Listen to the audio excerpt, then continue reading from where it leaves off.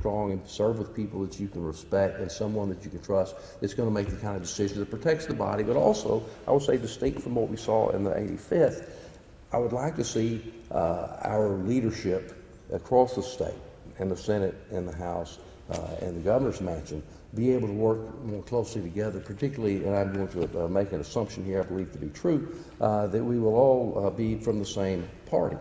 And I think the people who elect us expect us to be able to work well together when we all come from the same political organization. So, you know, I got this crazy notion that you ought to be able to have breakfast once a week and actually talk about issues. Well, that would be an improvement over the last session. Since we have these things in common, you would think that we could identify those areas of commonality and common good that we can focus on.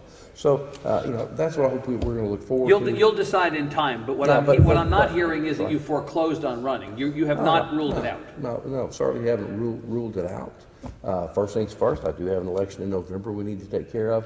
But I think what you'll see is because of the intimate nature of this decision, the members will be talking among themselves in groups or ones or twos or threes over the next several months. We'll see what the tea leaves look like after November 8th, after the general election. Our caucus took action in the Republican caucus that we would select from within and try to make an attempt to identify that person that the caucus can fully support. I think that's really going to be that was what's going to happen anyway, as I've told everybody, and I supported that move within the caucus. But I fully expect the next speaker will be a Republican and will be supported by our Republican caucus. But the great thing about the Texas House and about the Texas state government in general is we don't have an aisle to reach across.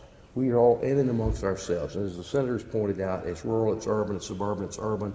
But the one thing I think we all share genuinely is a love of Texas and doing the right thing. And so I'm confident we're going to come up with a good leadership in the House and a more productive session in the 86th. Chairman, the representative is talking about the November elections, that we don't know what's going to happen. No.